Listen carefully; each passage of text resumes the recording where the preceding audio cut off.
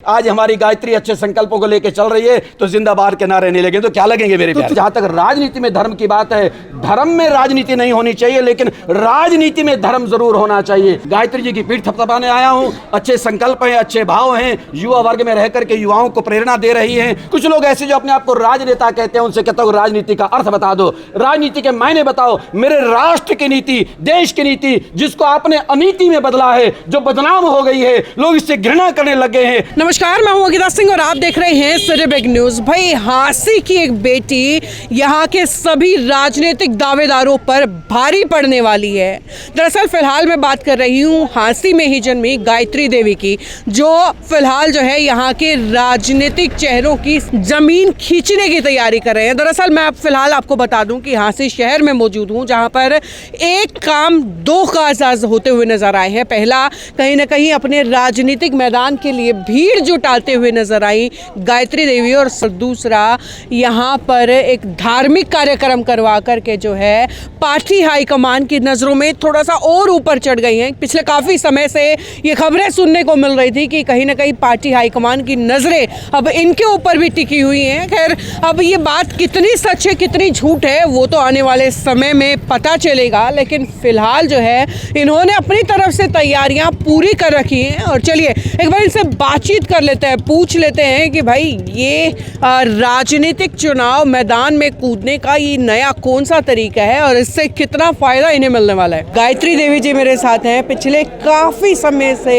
हांसी के मैदान में सक्रिय हैं, और आज भी अगर बात करें तो आप देख सकते हैं कि स्वामी धर्मदेव जी को इन्होंने यहाँ पर जो है बुलाया है, लोगों को संदेश देने की कोशिश कहीं ना कहीं की है कि ताकि देशभक्ति, नशा मुक्ति, और आपको दिखाना चाहूँगी कि मातृ प्रतिबंधन एसआई का सहयोग और साथ ही दृढ़ अनुशासन और पूरा राष्ट्रीय सनातन महासंघ का ये पूरा एक कार्यक्रम करवाया गया है। गायत्री जी, सबसे पहले तो मतलब देखिए, चुनाव का समय है और ऐसे में लोग जो है जनरली मीटिंग्स करते हैं, खुद बोलना पसंद करते हैं। आपने एक इस तरीके का धार्मिक कार्यक्रम ये क्यों करवाया है? देखिए, हांसी मेरी जन्मभूमि है। सबसे पहले तो आपके चैनल के सभी दर्शकों को मैं नमस्कार करती हूँ, और मैं कहती हूँ कि हांसी मेरी जन्मभूमि है, और इस जन्मभूमि में मुझे कर्म करना है, और जो कर्म करना है मुझे एक अच्छे संस्कारों को पिरोकर अपने जो युवा वर्ग है उनको एक अच्छी संस्कृति उनके अंदर धारण करके, मुझे लगता है कि अगर मैं हांसी के लिए अपना ये योगदान दूंगी तो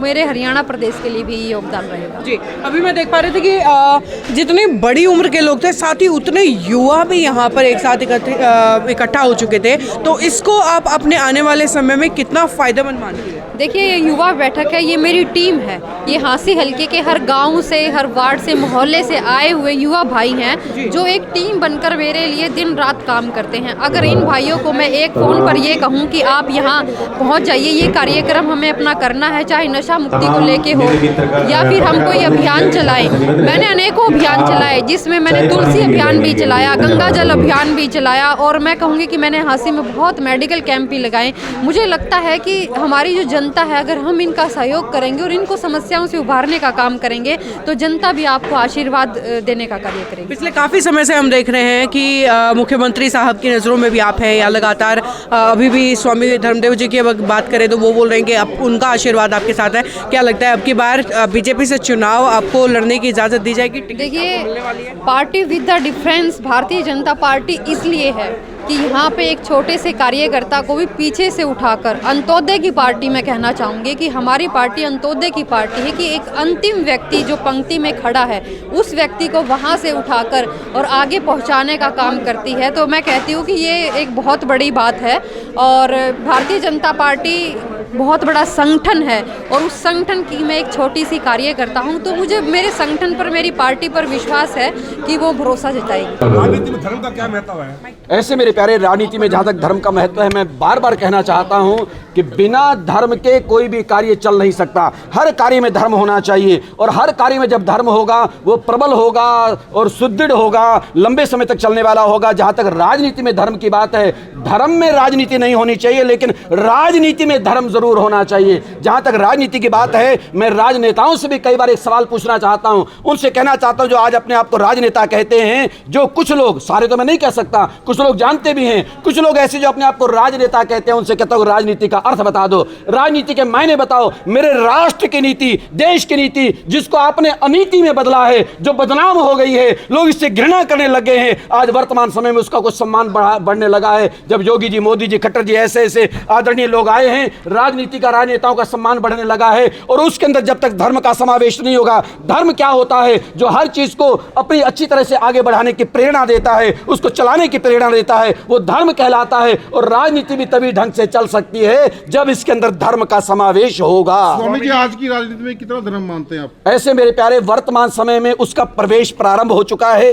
पहले तो इसको धर्मनिरपेक्ष राष्ट्र कह करके जिसके मायने लोगों को आए नहीं। धर्मनिरपेक्ष का मतलब ये नहीं होता कि धर्म से रहित हो। कई लोगों ने कहा कि नहीं, धर्म नहीं होना चाहिए, वो धर्मनिरपेक्ष राष्ट्र होता है। पर हम कहते हैं धर्म सापेक्ष होना चाहिए, धर्म से युक्त होना चाहिए। वर्तमान समय में बहुत बड़ा परिवर्तन हमको दिखाई दे रहा है। देश का सम्मान, मेरे बहुत प्रबुद्ध पत्रकार बंधु यहाँ पर बहुत आदरणीय, मैं देख रहा हूँ आपके नूरानी चेहरों को, ऐसे प्यारे प्यारे आप लोग हो। आज मेरे देश का पत्रकार समूह भी, वो भी इस बात को समझ रहा है कि वर्तमान समय में ऐसी शक्तियां मेरे देश को प्राप्त हो चुकी हैं जो धर्म को साथ लेकर के राजनीति में चल रहे हैं, मेरे राष्ट्र का गौरव बढ़ा रहे हैं, सम्मान बढ़ा रहे हैं। आज दुनिया में सम्मान बढ़ रहा है, राजनेताओं का भी सम्मान बढ़ना प्रारंभ हो गया है। आज राजनेताओं को लोग सुनना चाहते हैं। नहीं तो एक समय था कि राजनेताओं से लोग घृणा करते थे, उसमें जाते नहीं थे, बल्कि कुछ लोग ले जाते थे, पैसे देकर के लोगों को ले जाना पड़ता था उनकी बातें सुनवाने के लिए। लेकिन आज हमने देखा है कि विदेशों में बल्कि टिकट लेते हैं लोग कि हम ऐसे नेताओं को सुनना चाहते हैं। वो नेता कौन है जो धर्म को साथ लेकर के चल रहे हैं? स्वामी जी, ये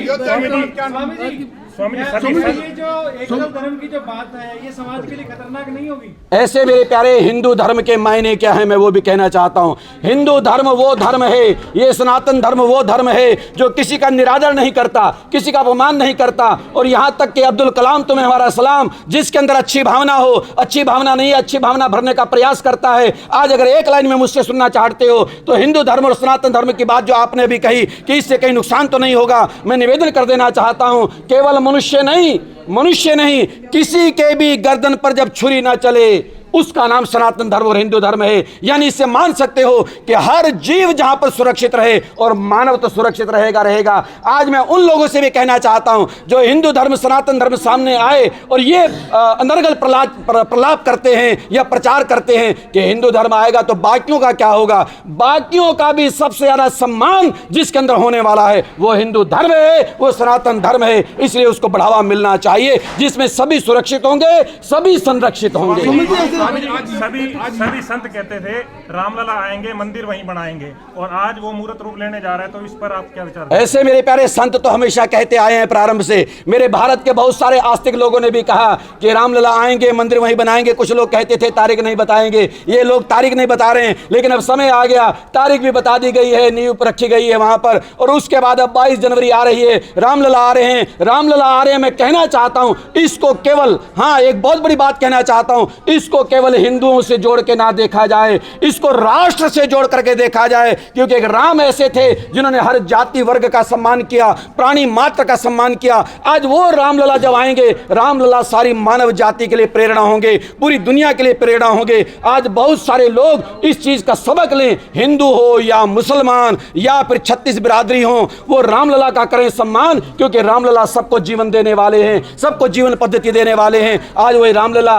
22 जनवरी को स्थापित होने वाले हैं, जो पूरे राष्ट्र के लिए एक राष्ट्र मंदिर बन रहा है, मानवता को प्रेरणा देने वाला बन रहा है। इसलिए सारे जनमानस को आज नतमस्तक होकर के उनको सलाम और प्रणाम करना चाहिए। हिंदू को, मुस्लिम को, सिख को, ईसाई को, सबको अपने यहाँ दिए जलाने चाहिए और खुशी मनानी चाहिए, क्योंकि सबके लिए प्रेरणा देने वाले प्रभु राम है, जिसमें किसी का भी अहित नहीं होगा, सबके जीवन की रक्षा की बात कही जाएगी। वही तो रामलला है, वही तो राम मंदिर है, इसलिए उसका कहीं भी विरोध होना नहीं चाहिए। समझिए, गायत्री देवी के जिंदाबाद के नारे लगे आपके कार्यक्रम में, गायत्री देवी यादव की जिंदाबाद। ऐसे मेरे प्यारे, जो अच्छे काम करेगा हर व्यक्ति के जिंदाबाद के नारे लगेंगे।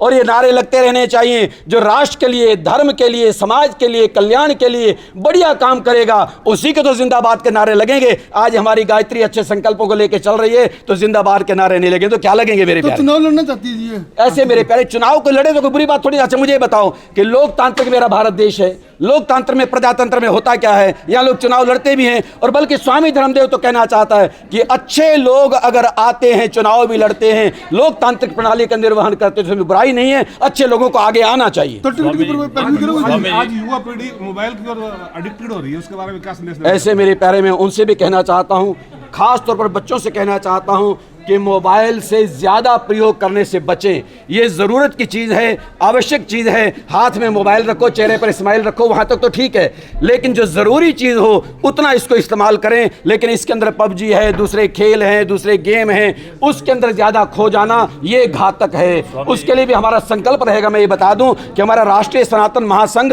ये भी एक अभियान चलाएगा कि बच्चों से कम इस्तेमाल मोबाइल को करने की प्रेरणा देते हुए संकल्प दिलवाएगा, कम इस्तेमाल करना चाहिए। अयोध्या के बाद मथुरा का कब नंबर है? ऐसे मेरे प्यारे कहते हैं ना, अयोध्या एक झांकी है, मथुरा काशी बाकी है, और बस समझो कि वो समय भी नजदीक आने वाला है। स्वामी जी, एक सवाल है कि आने वाले लोकसभा चुनाव में आप कहां से एमपी का चुनाव लड़ने वाले हैं? स्वामी धर्मदेव कभी चुनाव नहीं लड़ेगा। सुन लो मेरे भाई, स्वामी धर्मदेव ने चुनाव नहीं लड़ना, लेकिन अच्छे लोगों को आशीर्वाद जरूर देना है। मेरे राष्ट्र को, मेरे देश को अगर अच्छे लोग मिलते हैं, वो आगे आते हैं, उनकी पीठ थपथपाऊंगा, आशीर्वाद देंगे, लेकिन स्वामी धर्मदेव चुनाव नहीं लड़ेगा। भारतीय जनता पार्टी स्वामी रामदेव को कहीं से लड़वाना चाहें तो स्वामी जी तैयार रहेंगे?